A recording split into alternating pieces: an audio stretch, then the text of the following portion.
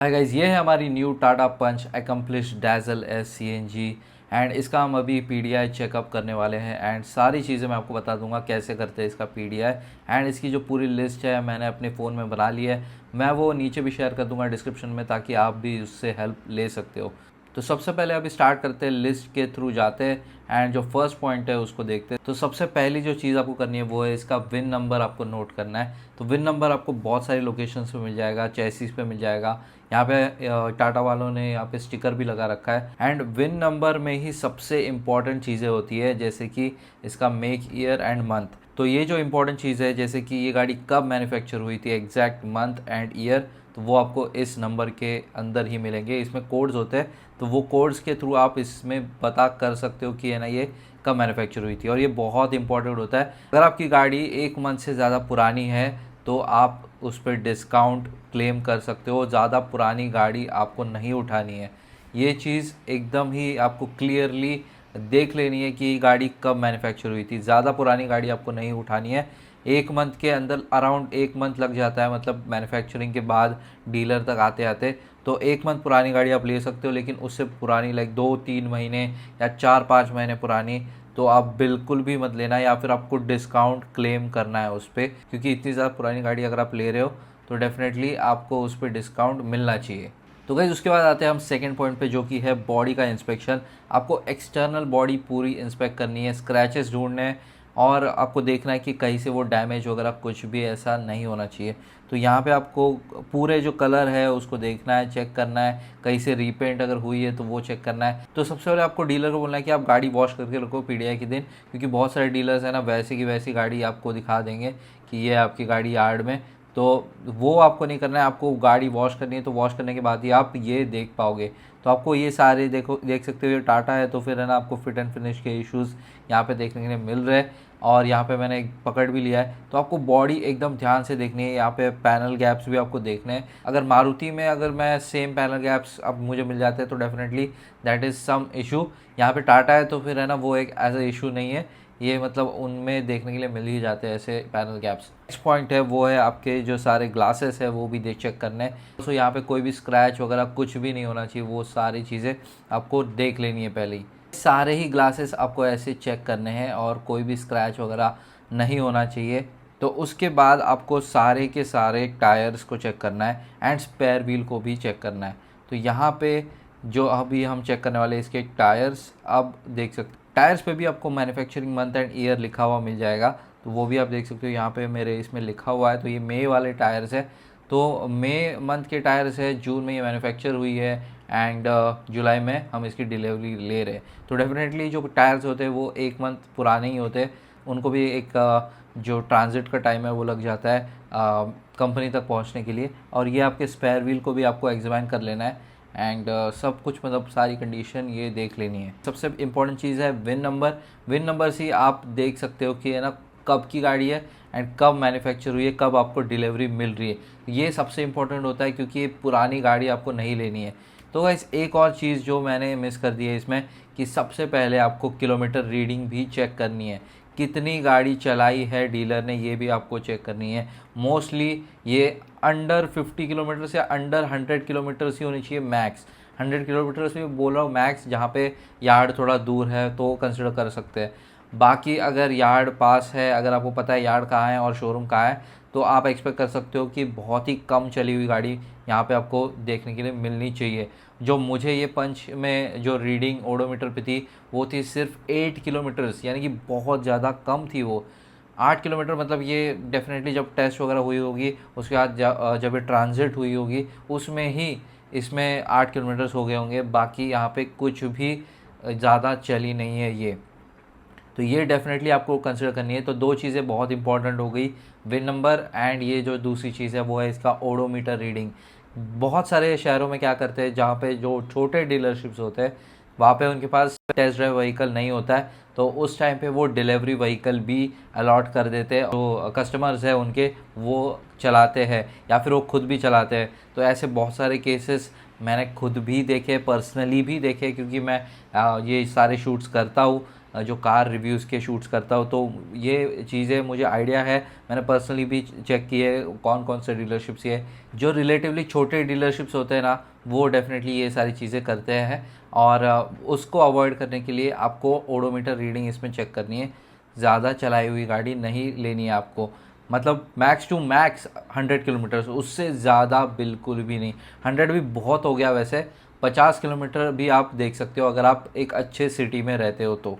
उसके बाद जो नेक्स्ट पॉइंट है वो इसकी आपको कीज़ की सारी फंक्शंस चेक कर लेने हैं, लॉक अनलॉक, फिर follow me home, headlamps, and also जो इसका बूट ओपनिंग का बटन है वो भी सही से काम कर रहा है कि नहीं, वो सारे बटन्स आपको चेक करने हैं। लाइट्स वगैरह सारी चेक कर लेनी है, कौन सी जल रही है, कौन सी अगर नहीं जल रही तो वो आपको इन्फॉर्म कर देना है तभी के तभी। यहाँ पे मैं देख रहा हूँ कि सारी लाइट्स यहाँ पे ऑन हो रही है नहीं हो रही, सारी फंक्शंस मतलब वो सारे चल रहे कि नहीं चल रहे, वो सारे आपको एग्जामाइन कर लेने हैं खुद से एक बार पर्सनली। यहाँ पे देख सकते हो DRLs ऑन हो रही है, हेडलैम्प्स भी ऑन हो रहे हैं, फॉलो मी होम हेडलैम्प्स जब मैं दबा रहा हूँ तब, तो ये सही काम कर रहा है। यहाँ पे आपको सारे लाइट्स इसके चेक कर लेने हैं, हेडलैम्प्स, फिर फॉग लैम्प्स जो भी अवेलेबल हो आपके वेरिएंट में, तो वो सारी चीज़ें आपको चेक कर लेनी है ऑन है कि नहीं है। यहाँ पे अगर आप गाड़ी कोल्ड स्टार्ट कर रहे हो तो आपको स्मोक भी देखना है कि है ना पीछे से कोई स्मोक तो नहीं आ रहा। यहाँ पे जो कंडीशन है वो रेनी कंडीशन है, तो उसमें आपको थोड़ा सा वाइट स्मोक मिल जाएगा, that is nothing but steam. Engine तो आप वैसे ज़्यादा जज नहीं कर पाओगे 5 मिनट में, जितना टाइम आप PDI करोगे उतने में इंजन जज नहीं हो पाएगा, क्योंकि इंजन बहुत ज़्यादा कॉम्प्लेक्स होता है एंड उसको जज कर पाना इतने कम टाइम में बहुत ही मुश्किल होता है। लेकिन एक बेसिक आइडिया दे देता हूँ कि है ना आपको कोई भी ऐसी अनवांटेड अननेसेसरी साउंड नहीं आनी चाहिए इंजन से। आपको रेव भी नहीं करना है ज़्यादा, आप 1000-2000 RPM तक रेव कर सकते हो, लेकिन आपको न्यू इंजन को ज़्यादा रेव नहीं करना है। मैं मतलब बहुत सारे लोग हैं ना 4000-5000 RPM तक इसको रेव कर देते हैं, वैसा आपको बिल्कुल नहीं करना है, क्योंकि ये गाड़ी अगर आपके पास ही आई तो आप मतलब समझ रहे हो ना, एक ब्रेक इन पीरियड होता है कोई भी इंजन का, 1000 किलोमीटर तक आपको उसको ध्यान से चलाना होता है, तो वो चीज़ें आपको मेंटेन करनी है, आपको ज़्यादा हाई RPM पे उसको नहीं पहुंचाना है। उसके बाद आपको इंटीरियर के सारे फंक्शंस चेक कर लेने हैं, जैसे कि door open and close, lock वगैरह सारे फंक्शंस चेक कर लेने हैं, बूट ओपनिंग वगैरह सारे। फिर एंड इंटीरियर में भी आपको स्क्रैचेस वगैरह ढूंढने हैं, कहीं पे स्क्रैच वगैरह कुछ नहीं है। गाड़ी गंदी हो सकती है लेकिन स्क्रैच नहीं होना चाहिए, ये चीज़ें आपको ध्यान से चेक करनी है। फिर सीट एडजस्टमेंट्स आपको चेक करने हैं, स्मूथ है कि नहीं, कहीं पे वो अटक रहा है कि नहीं,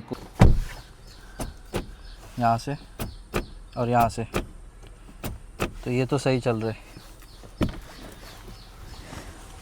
नेक्स्ट देखते, यहाँ पे मुझे कोई नज़र तो नहीं आ रहा, एकदम ध्यान से आपको देखना पड़ेगा ये सब, तो ये चीज़ आपको इंटीरियर से करनी पड़ेगी।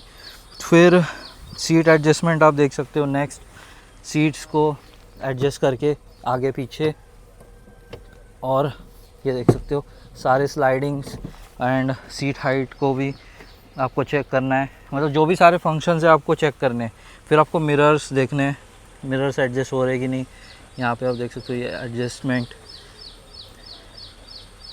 ये सारी चीज़ें आपको देखनी है। फिर डे नाइट आयर भी हम यहाँ पे दिया है तो ये भी देखना है। आपको इंटीरियर की सारी लाइट्स वगैरह देखनी है, तो ये है लाइट यहाँ पे, इसकी भी फिट एंड फिनिश मुझे ठीक लग रही है, सही लग रही है।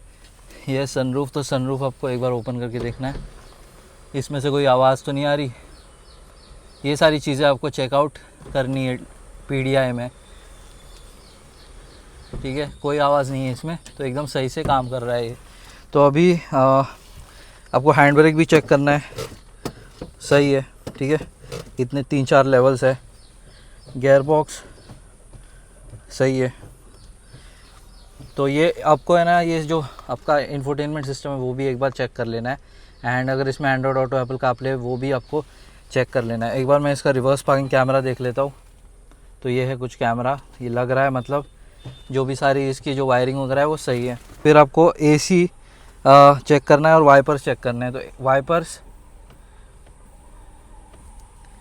ठीक है, इसके ऑटो पे थे इसलिए ऑन नहीं हुए, बट आप इसको मैनुअल भी रख सकते हो। देखो वाइपर्स भी अभी पूरी तरीके से एकदम काम कर रहे हैं। इंडी हैज़ार्ड आपको चेक करना है, हैज़ार्ड भी सही से काम कर रहा है। अब फाइनल AC आपको चेक कर लेना है, AC लगा दिया है हमने।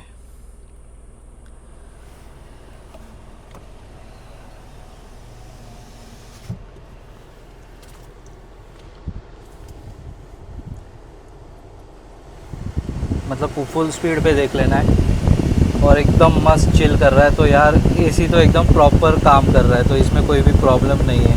ये जो सारे पोर्ट्स हैं ना वो भी आपको चेक कर लेने हैं यहाँ से। ये जो सारे पोर्ट्स है ये, तो पूरा साउंड सिस्टम अभी चेक करते हैं। इसमें 6 स्पीकर आते हैं।